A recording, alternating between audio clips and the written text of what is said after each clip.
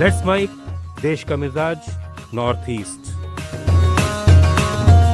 अरुणाचल प्रदेश के अंजा जिले के वॉलॉक्स में 2 दिन के एक सर्वे के बाद तितली की करीब 85 प्रजातियों को दर्ज किया गया है।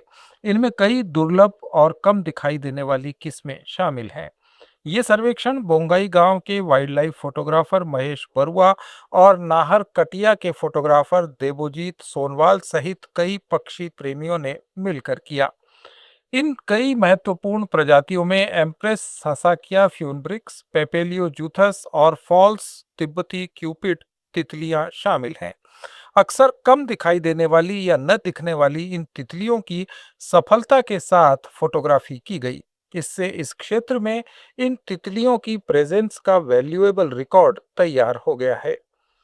मणिपुर के तेंगनौपाल जिले में कुकी चीपन्स एसोसिएशन केसीए ने सैवोम गांव में प्रस्तावित 11वीं इंडियन रिजर्व बटालियन हेडक्वार्टर के निर्माण पर आपत्ति जताते हुए मांग की है कि राज्य में शांति और सामान्य स्थिति बहाल होने तक इस परियोजना को रोका जाए। संगठन ने आरोप लगाया है कि स्थानीय नागरिकों और नागरिक संगठनों को बताए बिना निर्माण का टेंडर जारी कर दिया गया। मणिपुर पुलिस हाउसिंग कॉरपोरेशन ने सेवोम में प्रस्तावित 11वीं आईआरबी हेडक्वार्टर के फर्स्ट फेज के लिए टेंडर आमंत्रित किए हैं। इस परियोजना में एक माउंट बैरक, बैरक और पुलिस स्टोर बनाया जाएगा। असम सरकार युवा मामलों के लिए अलग से एक विभाग स्थापित करने जा रही है। मुख्यमंत्री हिमंता बिस्वा शर्मा ने ये घोषणा की। कैबिनेट बैठक के बाद पत्रकारों से बातचीत करते हुए उन्होंने कहा कि कैबिनेट ने युवा सशक्तिकरण और कल्याण विभाग के गठन को मंजूरी दी है। इससे संभवतः असम देश का पहला ऐसा राज्य बन जाएगा जहां युवाओं के लिए एक अलग डिपार्टमेंट होगा। शर्मा ने यह भी बताया कि राज्य में 8 अतिरिक्त सह जिला प्रशासनिक इकाइयों का गठन किया जाएगा। असम के तेजपुर यूनिवर्सिटी की एक सहायक प्रोफेसर को निलंबित कर दिया गया है।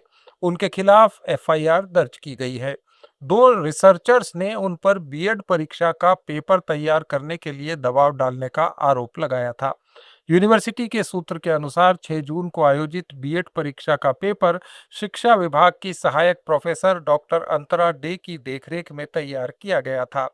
आरोप है कि 2 रिसर्चर्स ने उनके निर्देश पर यह पेपर तैयार किया, जिसके बाद उन्होंने व्हाट्सएप के जरिए उनसे ये पेपर वापस ले लिया।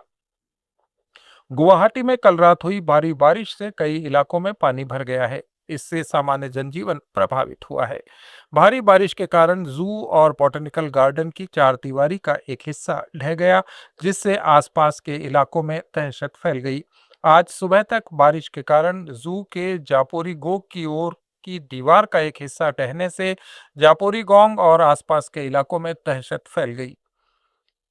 अरुणाचल प्रदेश में भारतीय कृषि अनुसंधान परिषद से राज्य के कृषि क्षेत्र को मजबूत करने के लिए सहयोग बढ़ाने का आग्रह किया है। इस सहयोग में टाइम बाउंड रोड मैप तैयार करना, सेंट्रल कीवी रिसर्च इंस्टीट्यूट की स्थापना और कृषि विज्ञान केंद्र नेटवर्क का विस्तार शामिल है। नई दिल्ली में आईसीएआर की 97वीं वार्षिक बैठक में बोलते हुए कृषि और बागवानी मंत्री गैब्रियल डी वांगसू ने राज्य के पहाड़ी भूभाग, विशाल भौगोलिक विस्तार और बिखरे हुए कृषि समुदाय के अनुरूप वैज्ञानिक समाधान की जरूरत पर बल दिया। गृह मंत्री अमित शाह ने आज त्रिपुरा के महाराजा वीर विक्रम किशोर माणिक्य बहादुर की जयंती पर उन्हें श्रद्धांजलि अर्पित की। सोशल मीडिया पोस्ट में शाह ने महाराजा वीर विक्रम किशोर माणिक्य बहादुर को एक दूरदर्शी शासक बताया और कहा कि शिक्षा, इंफ्रास्ट्रक्चर और प्रशासन में उनके योगदान के लिए उन्हें आधुनिक त्रिपुरा का निर्माता माना जाता है।